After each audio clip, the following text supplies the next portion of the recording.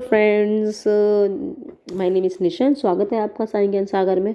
पिछली वीडियो में जो कि हमारा पार्ट फर्स्ट रहेगा, उसमें हमने देखा था कि काल क्या होता है और काल के हमने टाइप पढ़े थे और टाइप्स के बाद हमने एक काल को डिस्क्राइब कर लिया था। अब इस क्लास में हम करने वाले हैं वर्तमान काल।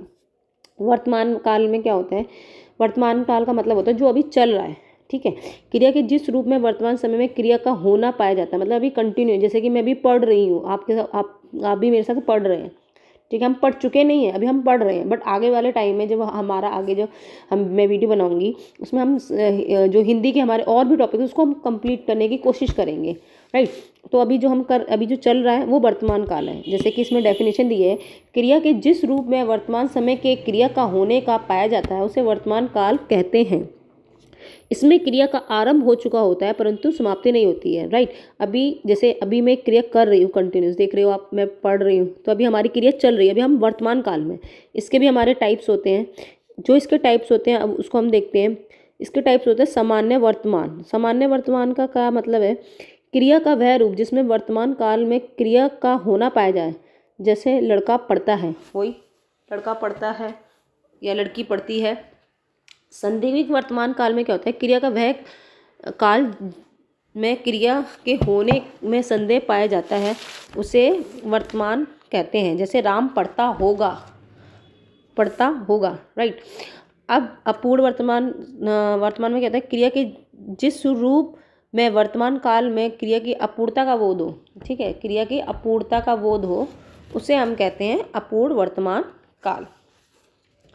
ठीक है, अभी हम भविष्य काल की बात करेंगे हम।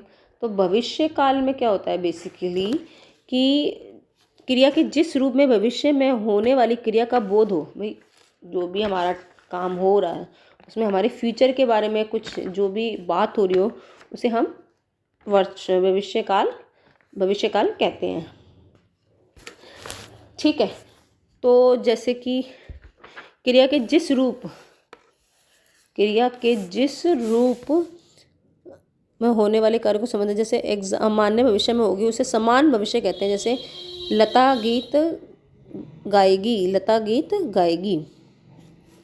ओके, तो भविष्य काल में क्या है हमारे? इसमें भी सामान्य काल, संभाव्य भविष्य काल और हेतु मत भविष्य काल। सामान्य वर्तमान काल में क्या होता है कि क्रिया का वह रूप जिसमें वर्तमान काल में क्रिया का होना पाया जाता है। जैसे वह लड़का पढ़ता है। संदिग्ध में क्या होगा कि राम पढ़ता होगा मतलब वर्तमान काल में क्रिया के संदेह होने का मतलब डाउट हो। अपूर्ण मतलब जिसका काम पूरा हो चुका, जैसे वह पढ़ रहा है। ठीक है, क्रिया के जिस रूप में वर्तमान काल में क्रिया की अपूर्णता का बोध हो उसे अपूर्ण वर्तमान कहते हैं। जैसे वह पढ़ रहा है। भविष्य काल में क्या है? क्रिया के जिस रूप में भविष्य में होने वाली क्रिया का बोध हो उसे भविष्य काल कहते हैं।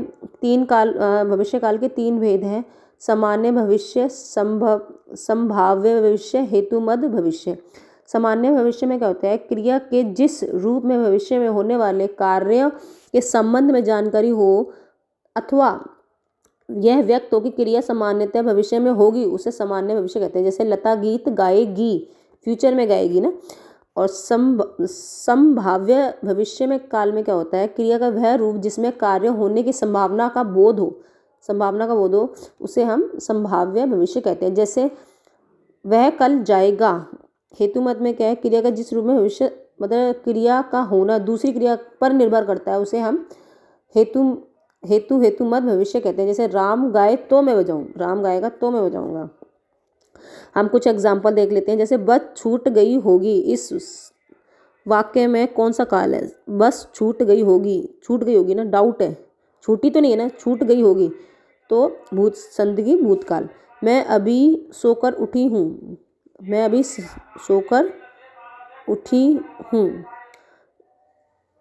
मतलब भूतकाल है। आसन काल किसे कह सकते हैं? आसान काल, जिसमें क्या होता है कि जो प्रक्रिया है निकट समाप्त हुई है। सोकर उठी, अभी उठी हूँ ना, अभी थोड़ी देर पहले ही कोई काम होता है उसे हम आसन भूतकाल कहते हैं। सीता ने पुस्तक पढ़ी है, मतलब पढ़ ली, उसने पूरी कंप्लीट कर ली ना, तो ये प्रोसेस कहाँ हो रहा है, वर्तमान काल में हो रहा है, तो पूर्ण वर्तमान काल। यदि वर्षा होती तो फसल अच्छी होती, यदि वर्षा होती, अगर वर्षा होती तो होती ना, भविष्य की बात हो रही है, तो फसल अच्छी होती, तो ये हेतुमत भूतकाल है। अब हम पढ़ते हैं भाषा और व्याकरण। मानक भाषा, स्टैंडर्ड लैंग्वेज, किसी भाषा के उस रूप को कहते हैं, किसी भाषा के उस रूप, स्टैंडर्ड जो लैंग्वेज है, हम किसी भाषा के उस रूप को कहते हैं जो उस भाषा के पूरे क्षेत्र में शुद्ध माना जाती है तथा जिस उस प्रदेश का शिक्षित और श्रेष्ठ समाज अपनी भाषा का आदर्श रूप मानता है और प्राय सभी और औपचारिक स्थितियों में, लेखन में, प्रशासन में और शिक्षक के माध्यम के रूप में यथास्थान उसी का प्रयोग होता है। मतलब स्टैंडर्ड लैंग्वेज क्या होती है भाई, किसी भी प्रदेश की जो शुद्ध भाषा है, जिसे भाई यूज़ किया जाता है, आदर्श माना जाता है, ठीक है, उसको प्योरिटी जाती है, कहीं भी लेखन में, प्रशासन में उसका यूज़ किया जाता है या शिक्षक के माध्यम से पढ़ाया जाता है, उसे हम कहते हैं स्टैंडर्ड लैंग्वेज। किसी भाषा को नियमावली हो, उसकी व्याकरण कहते हैं। भाई किसी भाषा को कुछ रूल्स के थ्रू फॉलो किया जाए, उसे हम व्याकरण कहते हैं। प्रत्येक भाषा के अपने ही नियम होते हैं, हर लैंग्वेज के अपने रूल्स एंड रेगुलेशन होते हैं। कुछ ध्वनियाँ शब्द होते हैं, पद होते हैं, वाक्य विचार होते हैं, रचनाएं होती हैं, नियम को पृथक करते हैं। व्याकरण भाषा के नियम नहीं बनाती, व्याकरण जो भाषा जो ग्रामर वो भाषा के नियम नहीं बनाती, बल्कि समाज द्वारा सिद्ध प्रयोग का ही अनुसरण करती है। व्याकरण के अंग, इसके 4 अंग होते हैं। भाई व्याकरण के अंग क्या होते हैं, 4 अंग होते हैं। भाषा में आए हुए वर्णों, शब्दों की उत्पत्ति, बनावट आदि के बारे में जानना ही विचार कहलाता है।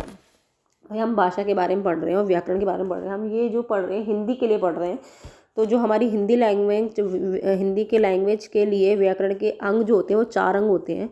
और भाषा में आए हुए जो वर्णों और शब्दों की उत्पत्ति की बनावट होती है आदि के बारे में जानने को ये विचार कहलाता है। ये जो लाइन है बहुत इंपॉर्टेंट, क्योंकि इसमें हम डैश के रूप में ये क्वेश्चन आ सकते हैं। तो पहला हम विचार करते हैं वर्ण विचार, दूसरा हमारा है शब्द विचार, तीसरा हमारा है पद विचार और फोर्थ हमारा है वाक्य विचार। ठीक है, 4 अंग हो गए हमारे, वर्ण विचार, शब्द विचार, पद विचार और वाक्य विचार।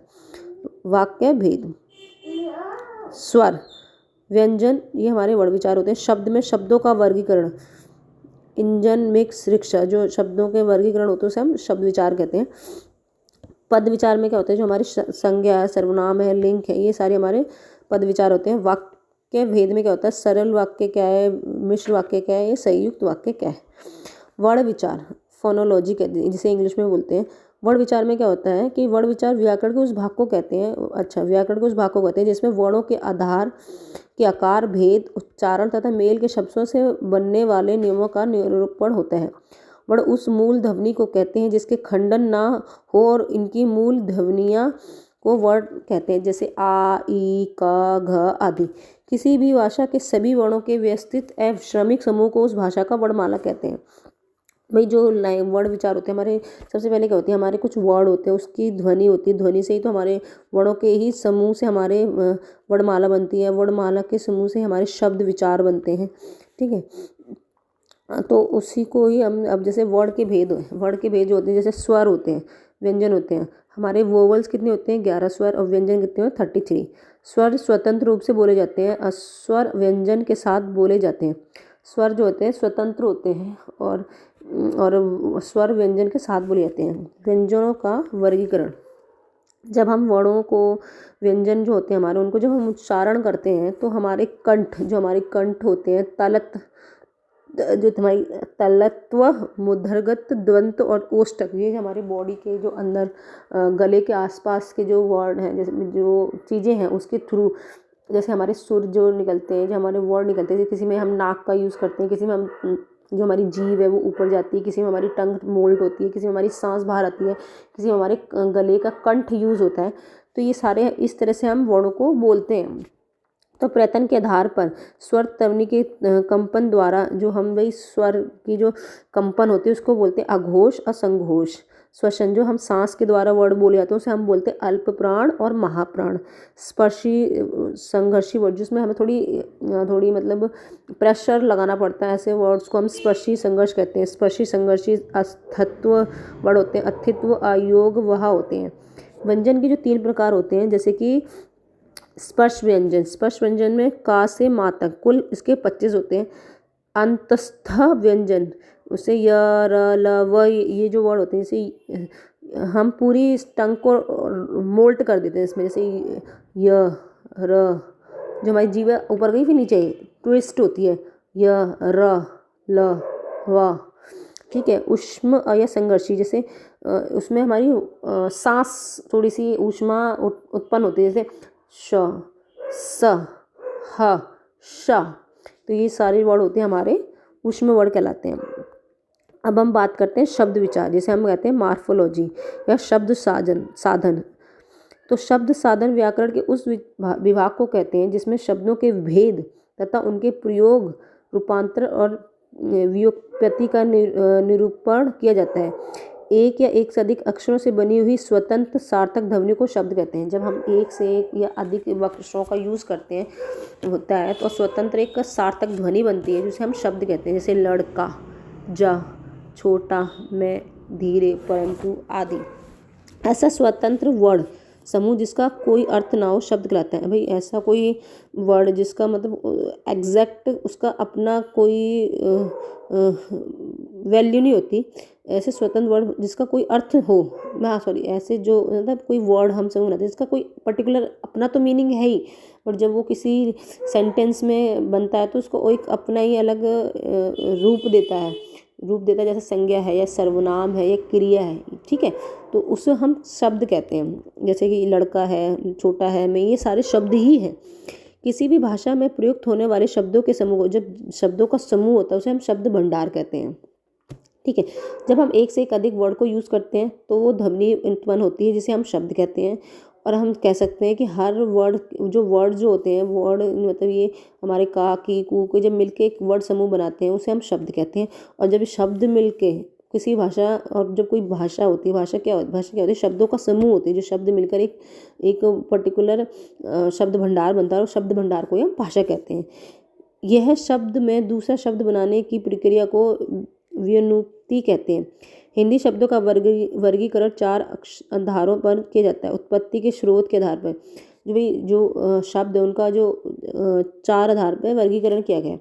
सबसे पहले है क्या, उत्पत्ति के स्रोत के आधार पर, मतलब वर्ड बेस्ड ऑन सोर्स और ओरिजिन, का सोर्स ओरिजिन कहाँ से हुआ है। व्युत्पत्ति या संरचना के आधार पर, वर्ड का जो कंस्ट्रक्शन कैसे हो, बेस्ड ऑन कंस्ट्रक्शन, वर्ड कैसे कंस्ट्रक्ट हुए हैं। नंबर 3 है अर्थ के आधार पर, हर वर्ड का अपना मीनिंग है, उनका मीनिंग क्या है। 4th क्या है कि भाई रूप के आधार, on the basis of experiment, जब कुछ एक्सपेरिमेंट हुआ या प्रयोग हुआ, रूपांतर हुआ, तो उसके आधार पर भी हिंदी शब्दों का वर्गीकरण होता है। अब जैसे उत्पत्ति या स्रोत के आधार पर अगर हम एग्जाम्पल देते हैं, जैसे तस्मम शब्द, तद्भव, विदेशी, देशी या देशांश या संकरान। अब व्युत्पत्ति या संरचना के आधार पर हम देखते हैं रूढ़, यौगिक, योग रूढ़। अर्थ के आधार पर तो देखते हैं तो सार्थक शब्द, निर्थक शब्द। प्रयोग के रूपांतर के आधार पर विकारी शब्द और अविकारी शब्द। जो प्रयोग के अगर हम एग्जाम्पल लेते हैं तो इसका विकारी शब्द और अविकारी शब्द होता है। अब बात करते हैं वाक्य विचार। अभी हमने पढ़ लिया है, 2 पॉइंट पढ़े इसके, वर्ड विचार, शब्द विचार। अब हम पढ़ने वाले हैं पद विचार और वाक्य विचार, वाक्य भेद के बारे में। तो शब्द विचार हमने पढ़ लिया, अब हम पढ़ते हैं वाक्य विचार। वाक्य विचार में क्या होता है, जिस शब्द समूह से वक्ता या लेखक का, ठीक है, जिस लास्ट हमारा है वाक्य विचार के बारे में पढ़ रहे हैं हम। जिस शब्द समूह में वक्ता या लेखक का पूर्ण अभिप्राय शोरता पाठक को समझने में जाए उसे वाक्य कहते हैं। अच्छा, जो हमारे शब्द हैं, सरल शब्द हैं, ठीक है, सरल शब्दों में है शब्द समूह की जिस पूरी बात समझ में आ जाए उसे वाक्य कहते हैं। जैसे विजय खेल रहा है, बालिका नाच रही है। वाक्य के भेद होते हैं, उद्देश्य और विधेय। वाक्य का वह भाग जिससे किसी व्यक्ति या वस्तु के बारे में कुछ कहा जाए। भाई इसके वाक्य क्या है, कोई वाक्य भाई सरल है, ये मिश्र वाक्य है ना, कैसा वाक्य, कोई वाक्य कैसा है, तो उसमें वाक्य के 2 भेद होते हैं, सब्जेक्ट जिसे उद्देश्य कहते हैं, प्रेडिकेट जिसे विधेय कहते हैं। वाक्य का वह भाग, ऐसा भाग जिसमें व्यक्ति या वस्तु के बारे में कुछ कहा जाए। एग्जाम्पल, पूनम किताब पढ़ती है, सचिन दौड़ता है। इस वाक्य में पूनम और सचिन के विषय में बताया गया है। अच्छा, जो हमारा मेन पॉइंट क्या है कि भाई पूनम है, पूनम के बारे में बताया जा रहा है ना, या सचिन है, सचिन की विशेषता बताई जा रही है। विधेय क्या है? प्रेडिकेट। उद्देश्य के विषय में जो कुछ कहा जाए उसे विधेय कहते हैं। जैसे पूनम किताब पढ़ती है, इस वाक्य में किताब पढ़ती है, जो किताब है बेसिकली वो प्रेडिकेट है। उस पूनम उद्देश्य है, विषय में कहा गया है। वाक्य के भेद पर रचना के आधार पर साधारण वाक्य जिसे हम सरल वाक्य कहते हैं, मिश्रित वाक्य जिसे संयुक्त वाक्य, ठीक है। अब वाक्य विग्रह, वाक्य के विभिन्न अंगों को अलग अलग किए जाने से प्रक्रिया को वाक्य विग्रह कहते हैं। जैसे वाक्य विभाजन या वाक्य विश्लेषण में कहा जाता है। सरल वाक्य एक उद्देश्य प्लस एक विधेय होता है। संयुक्त वाक्य में सरल वाक्य होता है और सरल वाक्य होता है। सरल वाक्य मतलब सिंपल लैंग्वेज और सिंपल लैंग्वेज। मिश्र वाक्य में क्या होता है? प्रधान उपवाक्य होता है, आश्रित मतलब एक मेन पॉइंट उपवाक्य और उस पर एक आश्रित उपवाक्य होते हैं। जब हम एग्जाम्पल करेंगे तब आपको और अच्छे से समझ में आएगा। वाक्यों का रूपांतरण, किसी वाक्य में अर्थ परिवर्तन किए बिना उसकी संरचना में परिवर्तन की प्रक्रिया वाक्यों का रूपांतरण कहलाती है।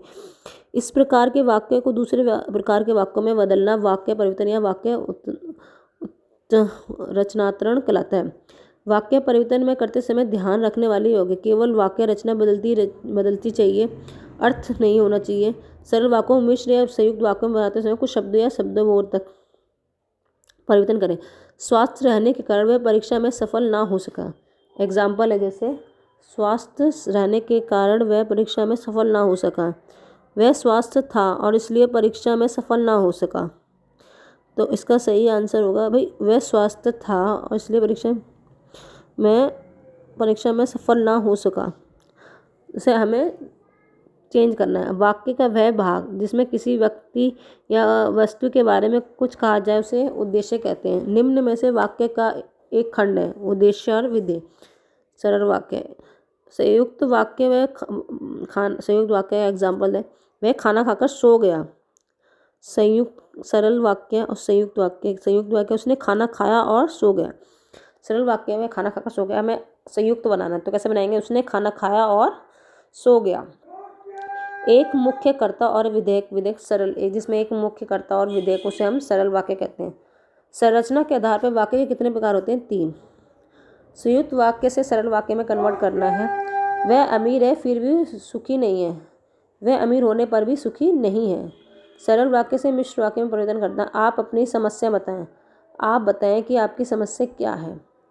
विस्मोधक वाक्य में विधानवाचक वाक्यों में परिवर्तन कीजिए। अरे तुम फेल हो जाए, मुझे तुम्हारे फेल होने से आश्चर्य हो गया। अरे तुम फेल हो गए मतलब एक डाउट एकदम भाई वो हुआ, मैं एकदम कहते हैं ना भाई क्या बोलते हैं उसको, आश्चर्य हुआ। अरे तुम फेल हो गए, मुझे तुम्हारे फेल होने से बहुत आश्चर्य हो रहा है। ओके, हम क्वेश्चन करते हैं भाषा के। 1826 में पहला हिंदी समाज पत्र उद्दंड मातरण को कोलकाता में प्रकाशित हुआ था। हिंदुस्तानी भाषा किसका मिश्रित रूप है? हिंदी प्लस फारसी का, हिंदुस्तानी। निम्न में से कौन सा राज्य राजभाषा हिंदी घोषित नहीं है? उत्तर प्रदेश, हरियाणा, मध्य प्रदेश, तेलंगाना। 2004 में किस भाषा को शास्त्रीय भाषा का दर्जा प्रदान किया गया? तमिल को। 2004 में किस भाषा को शास्त्रीय भाषा का दर्जा प्रदान किया गया? तमिल में। व्याकरण भाषा के नियम नहीं बनाती है। मानक भाषा को प्रयोग में की जाने वाली अधिकांश शिक्षित लोगों द्वारा है। जिसके खंड ना किए जा सके उसे ध्वनि कहते हैं। पाटी, कप्तान, अलमारी। पाटी तौलिया शब्दों के शब्द सभी शब्द हैं जिन्हें हिंदी में इस्तेमाल किए जाते हैं, ये पुर्तगाली शब्द हैं। पार्टी है, कप्तान है, अलमारी, पार्टी, तौलिया, ये सारे वर्ड क्या हैं? पुर्तगाली वर्ड। देश के एकमात्र राज्य की राजभाषा अंग्रेजी है, नागालैंड। दक्षिण भारत की सबसे प्राचीन भाषा कौन है? तमिल। क्वेश्चन वर्ड विचार पे हम क्वेश्चन कर रहे हैं। वर्णों के मेल से क्या बनता है? शब्द। वे वर्ड जिनके उच्चारण में किसी अन्य वर्ड को सहायता की आवश्यकता नहीं होती स्वर कहलाते हैं। क, ख, ग, घ ये सभी किसके अंतर्गत आते हैं? स्पर्श व्यंजन। कौन सी वर्ड मुक्त नाक से निकलते हैं? त्र, ण, न। बंदर, अंगूर, अंधा अनुस्वर होगा। स्वर और स्पर्श व्यंजन के लिए कौन सा जोड़ा सही है? 11 और 25। कौन सा संयुक्त व्यंजन एक सही रूप है? त्र, त प्लस र, श प्लस र, श, क, श। ज्ञ प्लस ज। पत्ता, दिल्ली, चक्की में सभी शब्द किसके उदाहरण हैं? व्यंजन द्व्यक्ति के। शब्द विचार के बारे में पढ़ते हैं। शब्द विचार के क्वेश्चन पढ़ते हैं। राजा राम तेज चलता है, बच्चे तेज चलते हैं, हम तेज चलते हैं। निम्नलिखित तेज शब्द किसका अनुसरण कर रहा है? अविकारी शब्द का।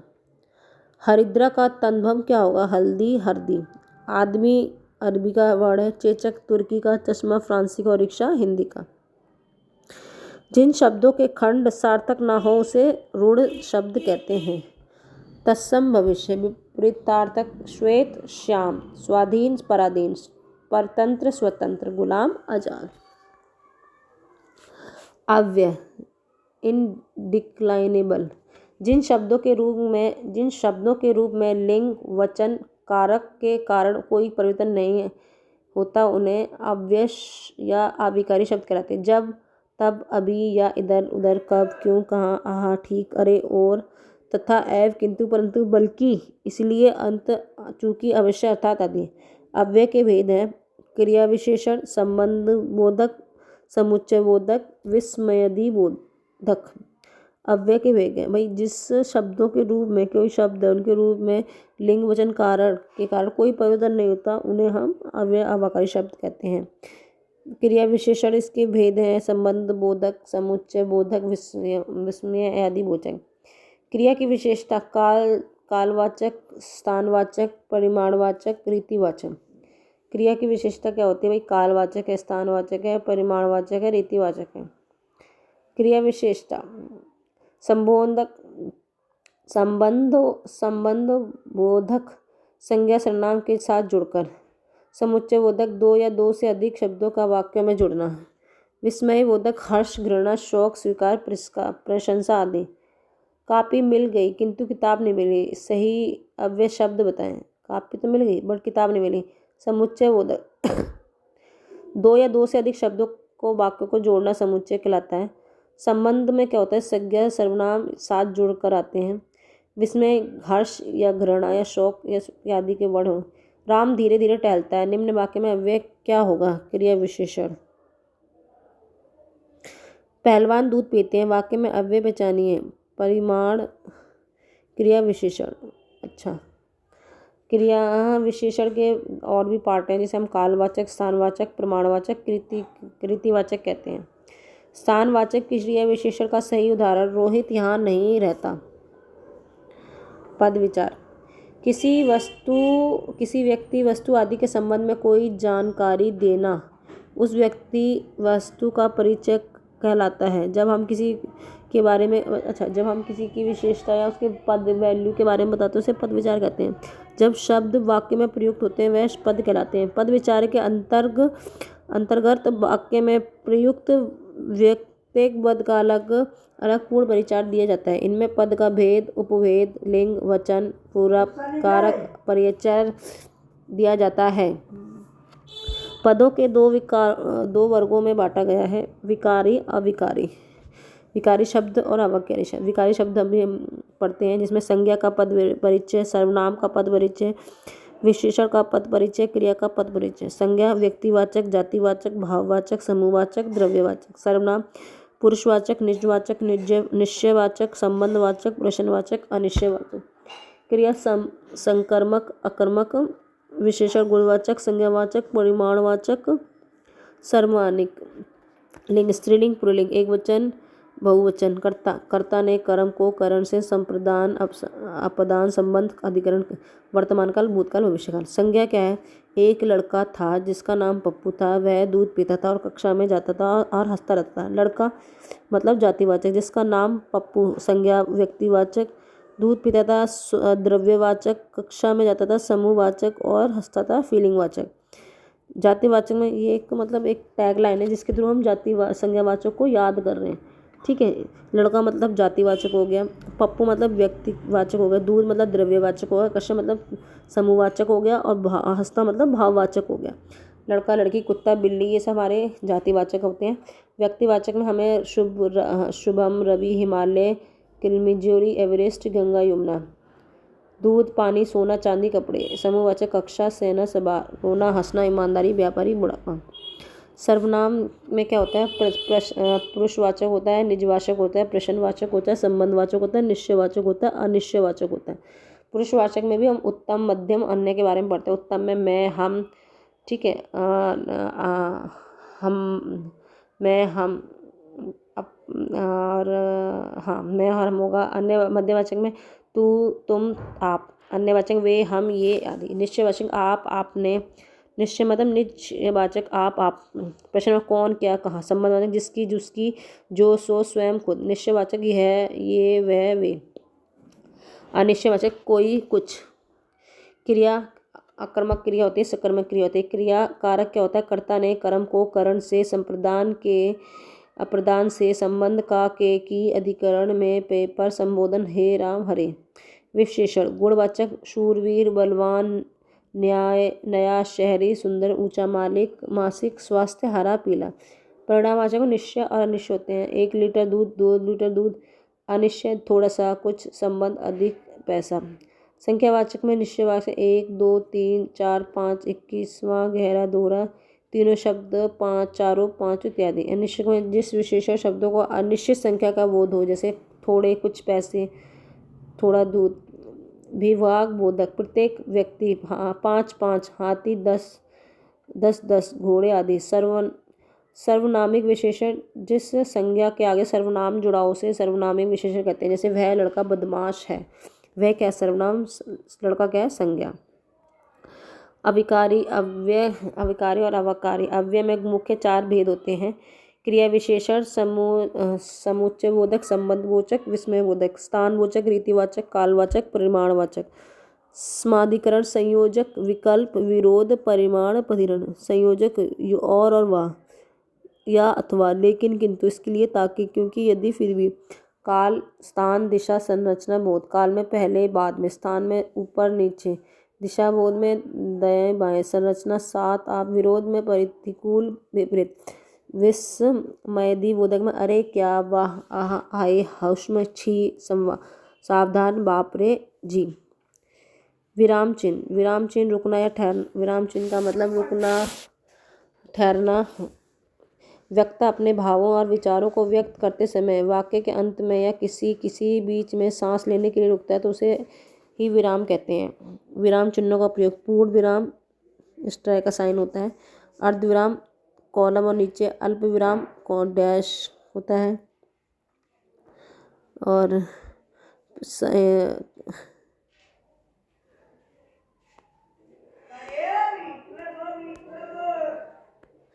प्रश्न चिन्ह में क्वेश्चन मार्क है श्राम की तरह यूज होता है। और उद्धरण चिन्ह में जिसे हम साइन ऑफ इनकॉला कहते हैं, साइन ऑफ एक्सक्लेमेनेशन कहते हैं, निर्देशन का sign of dash dash, sign of colon dash, sign of हाइपोडेक्स, अपूर्ण साइन ऑफ कोष्टक जो ब्रैकेट के होते हैं, sign of elimination, sign of percentage, sign of equality, sign of त्रुटि मतलब मिस्टेक हो जाए। विराम का कहाँ यूज होता है, पूर्ण विराम चिन्हों का, भली भांति ठहरना, जैसे यह पुस्तक अच्छी है। अर्ध विराम का प्रयोग, आधा विराम, जैसे उसने अपने माल को बेचने के लिए अनेक उपाय, अल्प विराम, परंतु वे सफल निष्ठा। न्यून ठहराव, अल्प विराम का मतलब न्यून ठहराव। रमेश, सुरेश, महेश, वीरेंद्र घूमने, सुनो, सुनाओ, ध्यान से सुनो, कोई मार रहा है। प्रश्नवाचक, तुम्हारा क्या नाम है। विस्मयोद्वेधक, अरे वाह, वह पास हो गया, वाह, तुम धन्य हो। उदाहरण चिन्ह का प्रयोग, मैंने तुलसीदास जी का रामचरित पढ़ा। खाना का अर्थ घर होता है। डॉक्टर वर्मा ने कहा, निराला जी की कविता वह दौड़ती पत्थर बड़ी मार्मिक है। निर्देशक या रेखा चिन्ह, तुलसी ने कहा, पराहित शरीर धर्म नहीं भाई, आज जैसा लग रहा है मैं घर पहुंच गया। विवरण चिन्ह का प्रयोग, जयशंकर प्रसाद ने कहा, जीवन विश्व का संपत्ति है। अपूर्ण विराम चिन्ह का प्रयोग, कम यानी एक आधन, विज्ञान वर्धमान या अभिशाप। विज्ञान क्या है, वर्धमान है या अभिशाप है। संयोजक चिन्ह का, राम, दिन, यश, प्रश्न विलोम शब्द के लिए होता है। ये वाला डैश चिन्ह है, विलोम शब्द के लिए होता है। घर, घर, रात दिन दूर समानार्थी विलोम शब्द के लिए यूज़ हो सकता है, समानार्थी शब्द के लिए यूज़ हो सकता है, संज्ञा के लिए यूज़ होता है। कोष्टक का प्रयोग जब किसी भाव या शब्द की व्याख्या करना चाहते हैं किंतु उस अंश को मूल्य वाक्य से आधा नहीं रखना चाहते हैं तो कोष्टक का प्रयोग किया जाता है। जैसे राजा का देश का घ, ये जो होते हैं ये जो कोष्टक होते हैं ये हमारे मैथ में यूज़ किए जाते हैं। विलोम शब्द का अर्थ है उल्टा या विपरीत, अंत का आदि, अतरंग बहिरंग, आकाश पाताल, आचार अनाचार, उद्गम विलय, एक अनेक, कशिश सुशील, लिखना खिलखिलाना मुरझाना, घटक समुदाय, चिर अचिर, दयालु निर्दयी, धारा गगन, प्रत्यय अप्रत्यय, पाठक हटक, बचपन यौवन, भगवान भगवती, कटक कटिक्त, अक्षित विक्षित, आकर्षण विक्षरण, आत्मविश्वास आत्मसय, उदात अनुदात, एकेश्वदात बहुद्वेद का पुरुष पुरुषार्थी, घना घितरा, चिरस्थायी अल्पस्थायी, ध्रुव अस्थिर, प्रभु भृत्य, कुल मल्यान, बहिष्कार स्वीकार, भोला चालाक, ईस्ट अनिष्ट, आदत विनित, कलंकित निष्कलंक, चोर साधु, धवल श्याम, प्रगंध आप्लगम। अनेकार्थी शब्द अनेक अर्थ वाला अर्थात जिन शब्दों में एक से अधिक अर्थ का बोध हो उन्हें अनेकार्थ कहते हैं। जैसे कुल का गोत्र, घर, सब, वंश, घना बादल, भारी हथौड़ा, श्री सरस्वती, लक्ष्मी, शोभा, घन संपत्ति, हरि विष्णु, श्री कृष्ण, सूर्य, सिंह, तीर, बाण, नदी का किनारा, समीप, पट, वस्त्र, दरवाजा, पर्दा, कर्जा, हाथी की सूंड, किरण, गति, स्पीड, चाल, दशा, मोक्ष, मधु, शराब, शहद, द्वैत का नाम, बसंत, चैत्र मास, सारंग, मोर, बादल, हंस का कोयल, सांप, मृग, काव्य, पहिया, कनक, सोना, धतूरा, गेहूं, ध्वज, पक्षी, दांत, ब्राह्मण, अख, गोद, चिन्ह, नाटक का अंक।